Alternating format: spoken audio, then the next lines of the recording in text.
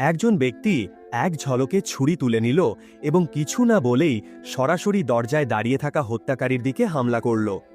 এরপর সে ধীরে ধীরে ছুরির ব্লেড ঘোরানো শুরু করল।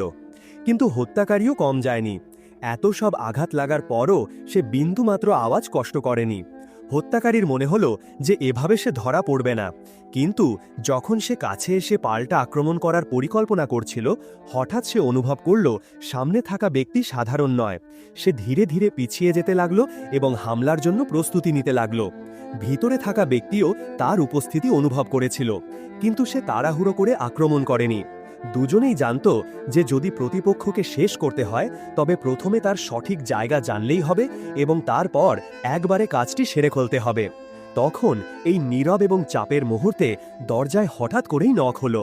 ব্যক্তি বুঝতে পারেনি এর আগেই পুলিশ দরজা ভেঙে ভিতরে প্রবেশ করল।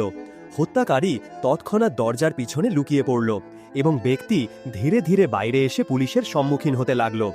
কিন্তু সে পুলিশের কাছে হত্যাকারী সম্পর্কে কিছু বলেনি, বরং দেখতে চেয়েছিল পুলিশ কি করতে চায়। উভয়ের কথোপকথনের সময় হত্যাকারী ধীরে ধীরে মাথা বের করে হামলা করার চেষ্টা শুরু করল। ব্যক্তি অবিলম্বে পুলিশের কাছে এর কথা জানালো।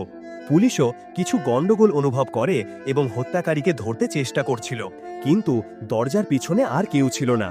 হত্যাকারী যখন দেখল যে হামলা ব্যর্থ হয়েছে, তখন সে ব্যক্তির হত্যার স্টাইল নকল করে একটি নিরপরাধ ব্যক্তিকে ছুরি মারল এবং তাকে হত্যা করল। পরে সে গাড়িতে গিয়ে তার স্ত্রীর মাথায় ছাতার ব্যবহার করে তাকে হত্যা করল এবং দূরে চলে গেল। এভাবে হত্যাকারী চালাকির এবং মিথ্যা অভিযোগের জন্য অবশেষে ব্যক্তিকে জেলে পাঠিয়ে দেওয়া হলো।